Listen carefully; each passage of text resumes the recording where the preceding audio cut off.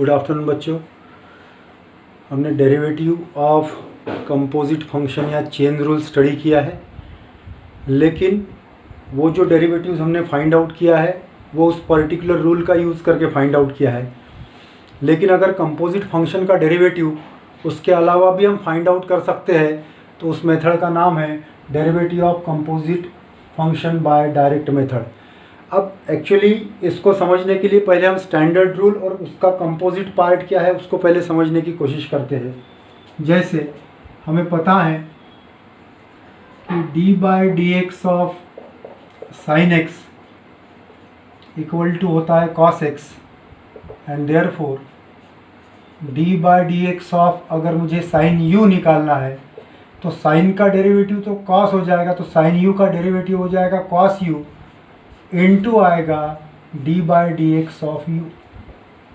ठीक, दूसरा रिजल्ट अगर हम देखते हैं, हमें पता है कि d/dx ऑफ cos x यानी होता है minus sine x, so therefore d/dx of cos u अगर लेना है, मतलब x के जगह अगर कोई अदर टर्म होगी तो वो कंपोजिट पार्ट कहलाएगा। तो d/dx ऑफ cos u का फॉर्मूला होगा, पहले तो cos का derivative minus sine u into d/dx of क्या आ जाएगा u। ऐसे ही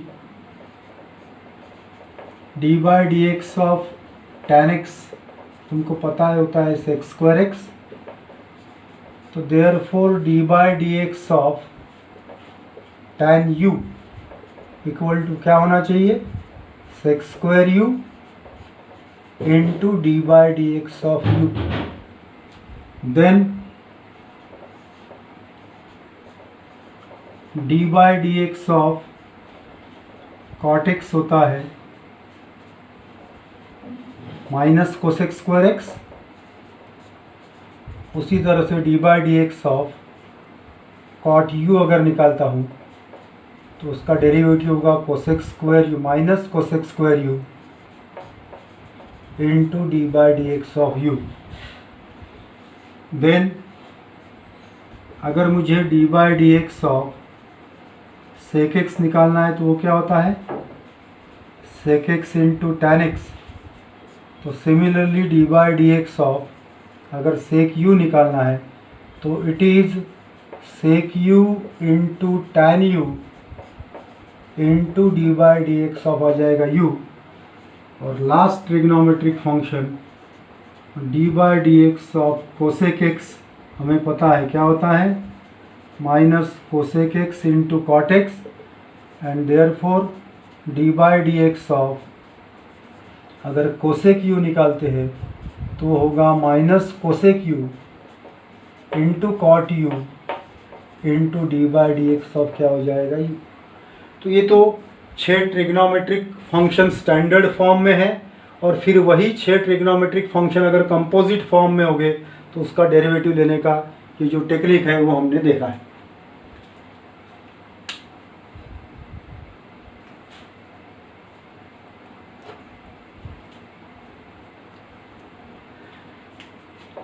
इसके बाद में अगर तुमको याद होगा तो 6 ट्रिग्नोमेट्रिक फंक्शन के बाद में हमने 2 एक्सपोनेंशियल फंक्शन देखे थे। तो d/dx ऑफ a⁴x का आंसर होता है a⁴x into log a। So therefore d/dx of a⁴u अगर होगा तो इसका डेरिवेटिव आएगा a⁴u into log a into d/dx of क्या आएगा u।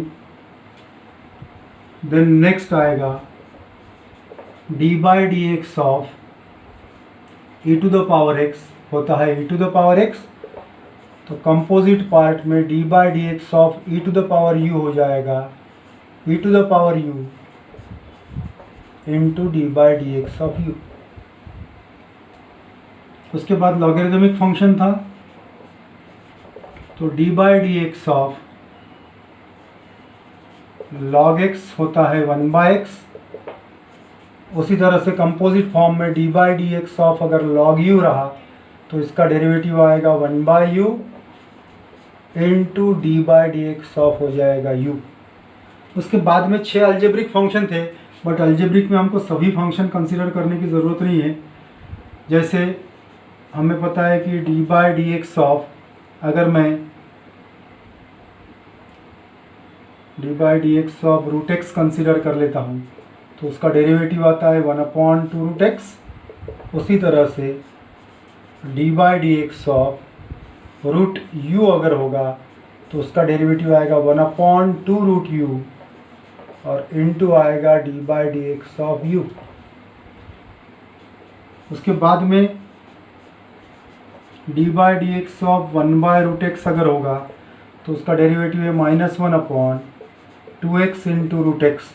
उसी तरह से d by D x of 1/√u का आंसर आएगा -1/2u इंटू रूट यू और इंटू आएगा d by D x of you.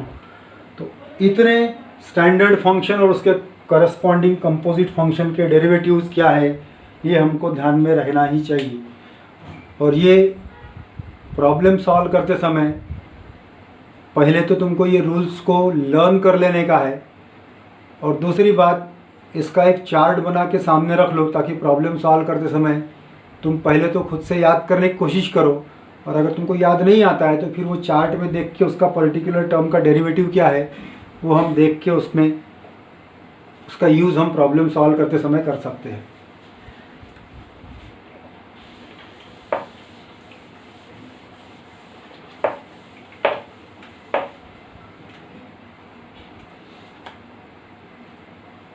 अब मैं तुमको डायरेक्ट डेरिवेटिव लेने की टेक्निक बता रहा हूँ। जैसे मान लो मेरे पास टर्म है sine of log of root x, तो इसका अगर मुझे डायरेक्ट मेथड से डेरिवेटिव सिर्फ find d y by D x बोला है, find d y by D x by chain rule बोला तो फिर वो प्रीवियस मेथड जो हमने स्टडी की इसको यू कंसीडर करने का, इसको भी कंसीडर करने का, वो मेथड से सॉल्व करने का। लेकिन फाइंड द डेरिवेटिव ऑफ बोला और वहाँ कोई मेथड मेंशन नहीं किया तो हम डायरेक्ट मेथड से ही सॉल्व करेंगे। तो पहले इसको y equal to sine of log of root x consider कर लेते हैं। आगे की स्टेप में मैं लिख रहा हूँ यहाँ पे differentiate with respect to x, तो इधर मिलेगा d y by D x equal to d by D x of sine of log of root x बराबर। अब देखो अगर ये d by D x of sine of x होता तो स्टैंडर्ड फंक्शन होता, बट एक्स के जगह जो पार्ट है वो हमारे लिए कंपोजिट फंक्शन है। थोड़ी देर के लिए इसको एक्स एज्यूम कर लो तो ये साइन एक्स हो गया, देन साइन एक्स का डेरिवेटिव क्या होता है कॉस एक्स, तो इसका डेरिवेटिव होगा cos of log of root x.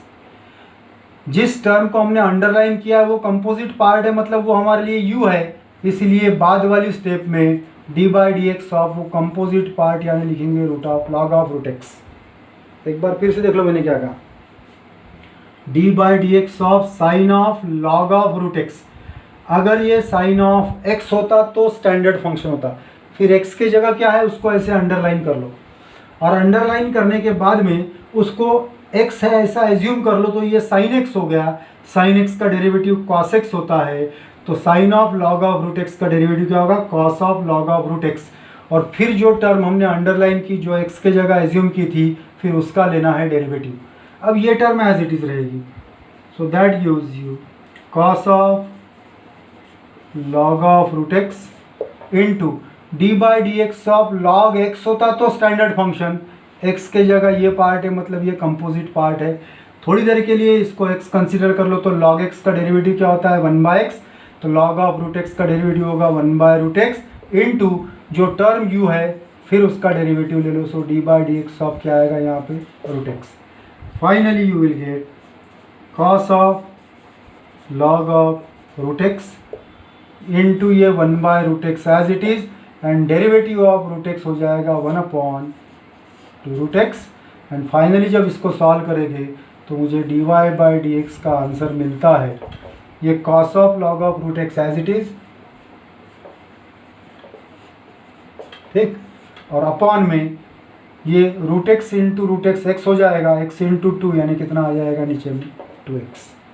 सो इस तरह से हम डायरेक्ट मेथड से डेरिवेटिव फाइंड आउट कर सकते हैं।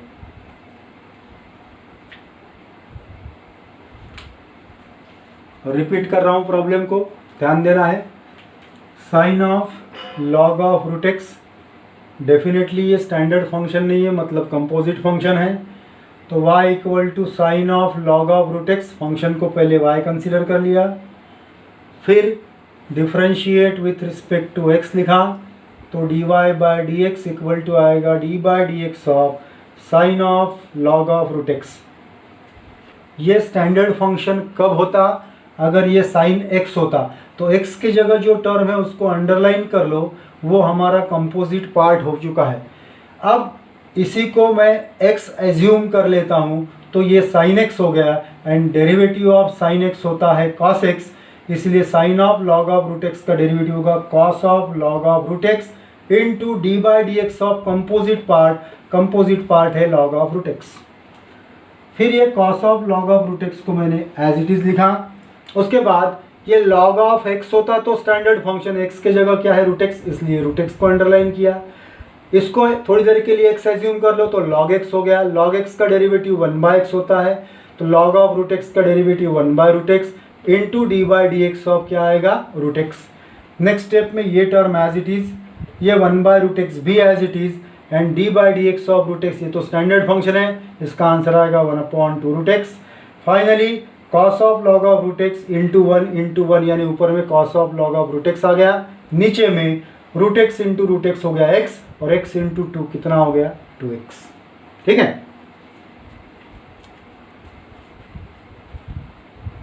एक और प्रॉब्लम कंसीडर करेंगे।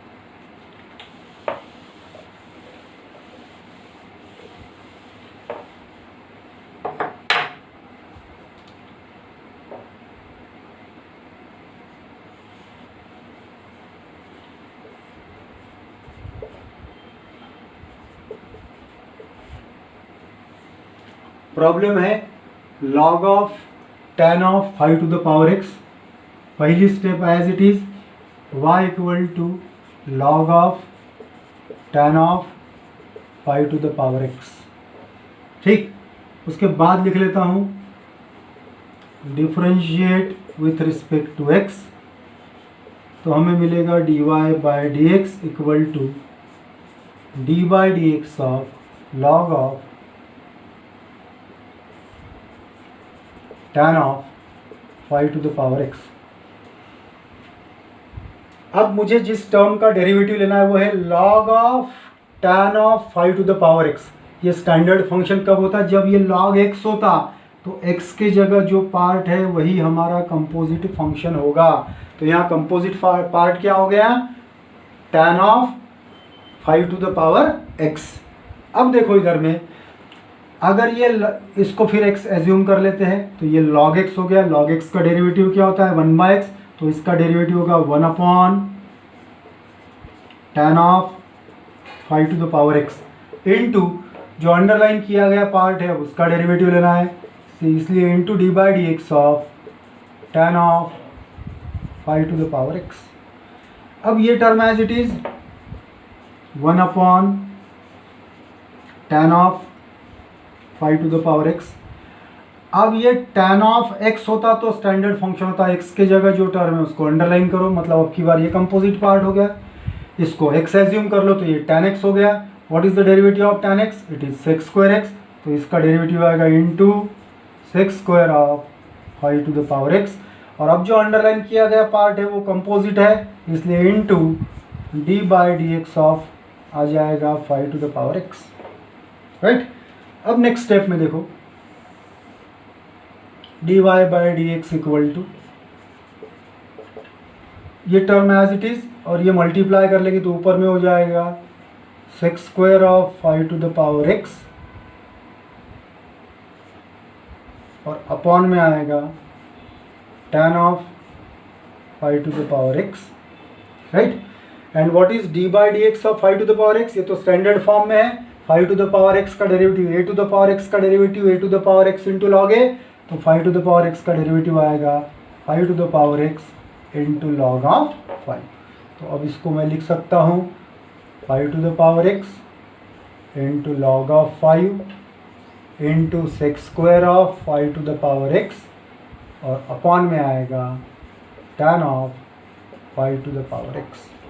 ठीक, अगर इसको आगे सिंप्लीफाई करते अगर आता होगा तो उसको डेफिनेटली सॉल्व करने का है, सिंप्लीफाई करने की कोशिश कर सकते हो तुम उसको, क्योंकि मैं tan of 5 to the power x को लिख सकता हूँ sin of 5 to the power x upon cos of 5 to the power x, sec square of 5 to the power x को लिख सकता हूँ 1 upon cos square 5 to the power x, और फिर उसमें से कुछ कैंसिल होता है कि वो तुमको देखना है, तो वो सोच के तुम देख लेना क्या आंसर आता है। ठीक है, एक बार रिपीट कर दे रहा हूँ, जरा ध्यान देना। log of tan of 5 to the power x ये गिवन फंक्शन है। Let y equal to log of tan of 5 to the power x, ये गिवन फंक्शन को y कंसीडर कर लिया। उसके बाद की स्टेप होती है differentiate with respect to x, तो differentiate with respect to x लिखा, तो इधर आ गया dy by D x equal to d by D x of log of tan of 5 to the power x।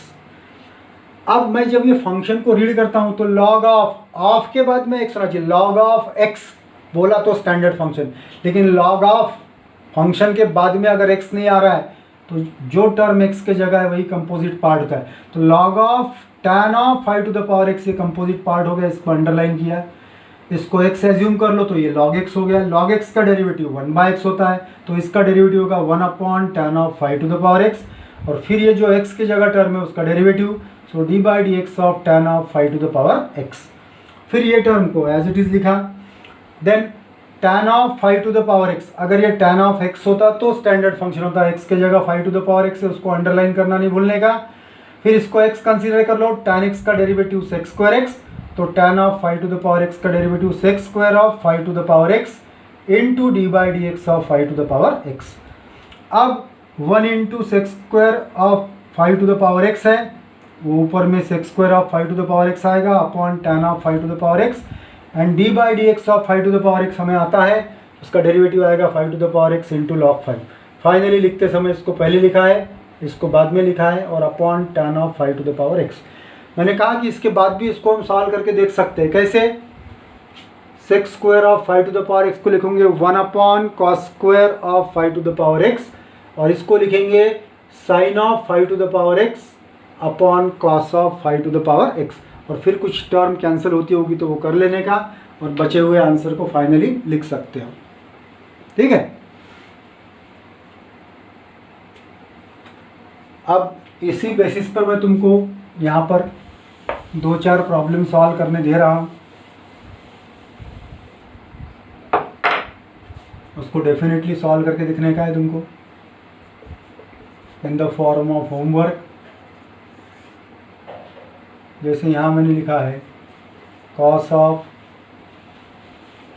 sin of 3 to the power x, then next problem is root of log of sin x, then the next problem is tan of log of root x, then the next one is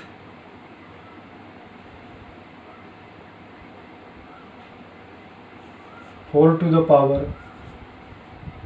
sin of x cube, and the last one is 1 upon root of tan of 7 to the power x। तो ये 5 problem तुमको direct derivative की method से solve करके देखने हैं। ठीक है, अब हम लोग जहाँ पे ये प्रॉब्लम स्टडी कर रहे हैं, हो सकता है कि आपको कुछ इसमें डिफ़िकल्टीज आए, तो एक डिफ़िकल्टी सेशन का मैं टाइमिंग नेक्स्ट लेक्चर में बता दूंगा, या फिर व्हाट्सएप पे डाल दूंगा, व्हाट्सएप ग्रुप पे। तो मैं आप लोगों को एक जूम ऐप डाउनलोड कर लेने का है, बराबर। और वो ज़ूम ऐप डाउनलोड करने के बाद में मैं आपको एक लिंक भेजूँगा, ठीक। वो लिंक पर क्लिक करने के बाद में उसके साथ में पासवर्ड भी होता है उसका। लिंक पर क्लिक करने के बाद आप ज़ूम ऐप पे क्लिक करोगे, क्योंकि लिंक के ऊपर में क्लिक करने के बाद सामने ज़ूम ऐप आ जाएगा, उसके ऊपर में क्लिक करोगे, फिर वो पासवर्ड वगैरह मांगेगा, तो पासवर्ड आपके पास में रहेगा। वो पासवर्ड एंटर करके आप वो ग्रुप मीटिंग ज्वाइन कर सकते हो। और फिर उसमें अगर आप लोगों को कोई डिफ़िकल्टीज़ होगी तो वो डिफ़िकल्टीज़ हम लोग सॉल्व करने की पूरी कोशिश करेंगे, ठीक है। तो उम्मीद करता हूँ कि मैं ये जो भी आपको बता रहा हूँ, इसको जब आप लोग ऑब्ज़र्व भी कर रहे हो मोबाइल पे, तो हॉरिजॉन्टल स्क्रीन करके पूरे फुल स्क्रीन पर उसको देखने की कोशिश करो, ताकि आपको व्यू भी अच्छा आएगा और समझ में भी आने में आसानी रहेगी। ओके, चलो ठीक है।